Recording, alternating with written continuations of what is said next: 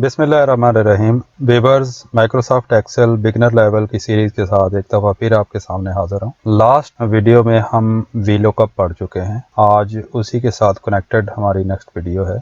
इसमें भी हम एक वीलुकअप का बहुत ही अच्छा फ़ीचर पढ़ने जा रहे हैं जो कि आपकी बहुत सी मुश्किलात को आसान कर देगा। फॉर एग्ज़ाम्पल, ये हमारे पास एक क्लास है, इनका हमने एक टेस्ट लिया, उस टेस्ट में से इन्होंने कुछ मार्क्स लिए, उसकी हमने परसेंटेज निकाली कि हर स्टूडेंट ने ये परसेंटेज ली है। यहाँ पे अभी एक रिक्वायरमेंट होती है कि हम हर स्टूडेंट को आगे ग्रेडिंग देना चाह रहे हैं।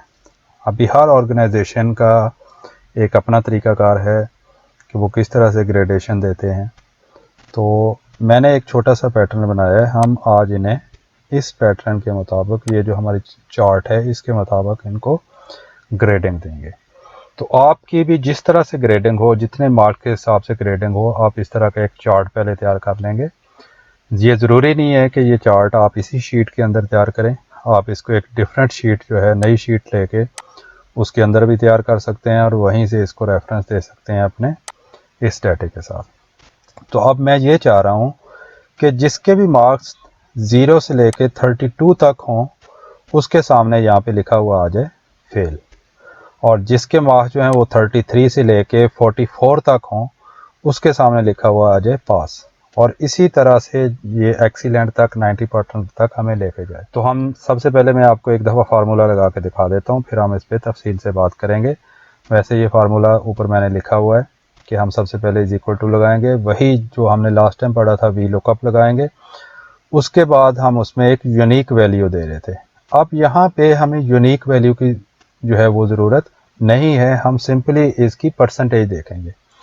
वहाँ पे हम रोल नंबर दे रहे थे यूनिक वैल्यू, जबकि इस डाटे में, इस कंडीशन में हम इसको परसेंटेज देंगे। चलें यहाँ पे हम अप्लाई करके देखते हैं। यहाँ पे हम सबसे पहले इज इक्वल टू का साइन लगाते हैं, इसके बाद वी लुकअप आएगा। वी लुकअप के बाद हमने छोटी ब्रैकेट शुरू की, उसके बाद वो पूछ रहा है कि लुकअप वैल्यू कौन सी है।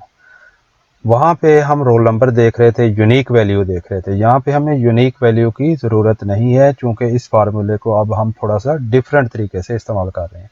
तो यहाँ पे हमें लुकअप वैल्यू कौन सी है, हम इसकी परसेंटेज को देखेंगे कि आपने स्टूडेंट की परसेंटेज को देखना है। उसके बाद कॉमा आएगा, उसके बाद हम इसको टेबल एरे देंगे। टेबल एरे हमारा क्या है, ये जो हमने छोटा सा एक टेबल तैयार किया है, इसको हम सेलेक्ट कर लेंगे। इसमें हम हेडिंग नहीं लेंगे, हेडिंग के बगैर बाकी टेबल सेलेक्ट करेंगे। उसका ये देखें, इसने यहाँ पे रेफरेंस ले लिया है। उसके बाद फिर हम कॉमे का निशान लगाएंगे। उसके बाद वो पूछे है कि कॉलम इंडेक्स नंबर क्या है। जैसा कि हम पहले पढ़ चुके हैं कि जिसमें हमारी वैल्यू होती है वो कॉलम नंबर 1 होता है, उससे नेक्स्ट कॉलम नंबर 2 होता है। ये वाली वैल्यू हम यहाँ पे लिखना चाह रहे हैं ग्रेडिंग की, ये वाली वैल्यू जो है। तो हम यहाँ पे इसको नंबर देंगे 2। अब यहाँ पे उस जो केस था जो हमने लास्ट टाइम पढ़ा था, उसमें हम यहाँ पे 0 ले रहे थे, लेकिन जब भी हम ग्रेडिंग के लिए वी लुकअप को यूज़ करते हैं तो हम यहाँ पे 1 का इस्तेमाल करेंगे। 1 मीन्स अप्रॉक्सीमेटली मैच। तो हम ब्रैकेट को बंद करेंगे और इसको एंटर कर देंगे। ये देखें, इसने हमें जो है वो बताया कि इसके 73 मार्क्स हैं और ये गुड है। अब यहाँ से हम देखते हैं कि 72 एंड अबव जो है वो हमने गुड रखा हुआ है, तो यहाँ पे भी इसने बिल्कुल ठीक दी है। उसी तरह हम इसको नीचे तक फिल डाउन कर देते हैं और ये देखें कि कुछ लोगों का डाटा उसने ठीक दे दिया है, बाकी कुछ के साथ उसने क्या किया कि वो एरर दे दी है। अब मैं आपको ये भी बता दूँ, ये मैंने जानबूझ के किया है ताकि आपको इस एरर का पता चले। इसमें क्या हुआ है कि जब हमने इसको फिल डाउन किया है तो यहाँ पे हमारी वैल्यूज़ चेंज हो गई हैं। हमने इसको फिल डाउन करने से पहले, जब हम यहाँ पे, इसको मैं ख़त्म कर देता हूँ जो हमने फिल डाउन किया था, जब हम यहाँ पे जो है वो फर्स्ट वैल्यू इंटर कर लेंगे तो यहाँ पे आके हमें कुछ वैल्यूज़ को लॉक करना पड़ेगा। वो कौन सी वैल्यू हम लॉक करेंगे, जो हमने इसको अपना ये टेबल एरे का रेफरेंस दिया था कि यहाँ से लेके यहाँ तक हमारा टेबल एरे है, इस वैल्यू को हम यहाँ पे लॉक करेंगे। अब वो वैल्यू कौन सी है, वो है J4 से K10 तक। ये देखें, J4 से लेके K10 तक। J4 जो है उसको और K10 को, इसको हम लॉक करेंगे। ये लॉक कैसे होगा, हम इसके दरम्यान में क्लिक करेंगे, अपने कीबोर्ड से जो है वो F4 प्रेस करेंगे। जैसे ही हम F4 प्रेस करते हैं, ये देखें इसके साथ एक डॉलर का निशान आ जाता है। इसी तरह नेक्स्ट वैल्यू के ऊपर आएंगे और हम F4 प्रेस करेंगे तो ये डॉलर के निशान के साथ जो है ये लॉक हो जाएगी वैल्यू। अब ये वैल्यू चेंज नहीं होगी। हम इसको सेव कर देंगे। इस लॉक करने की आपको समझ नहीं आई तो आप कमेंट सेक्शन में पूछ सकते हैं। आप देखें इसने कोई भी एरर नहीं दिया और हमारा तमाम का तमाम डाटा जो वो बेहतरीन अंदाज में आ गया।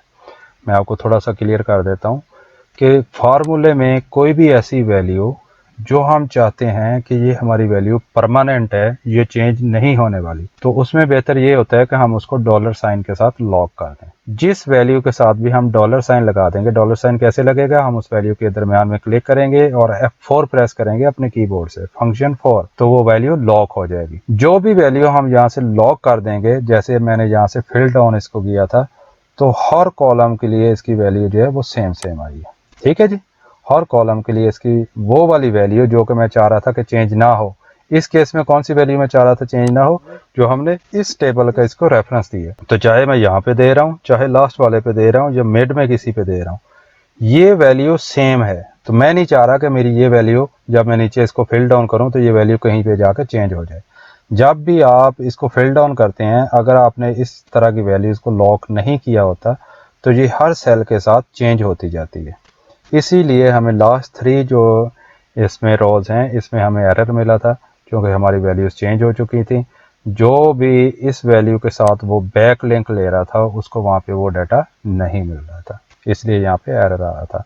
तो आपने ये चीज़ देख लेनी है कि कौन सी वैल्यू ऐसी है जो आपकी कांस्टेंट है और परमानेंट रहने वाली है और कभी भी चेंज नहीं होने वाली, उसको आपने F4 के साथ लॉक कर लेना है। उम्मीद है कि आपको फार्मूला पसंद आया होगा। नेक्स्ट वीडियो में मिलते हैं, तब तक के लिए अल्लाह हाफ़िज़।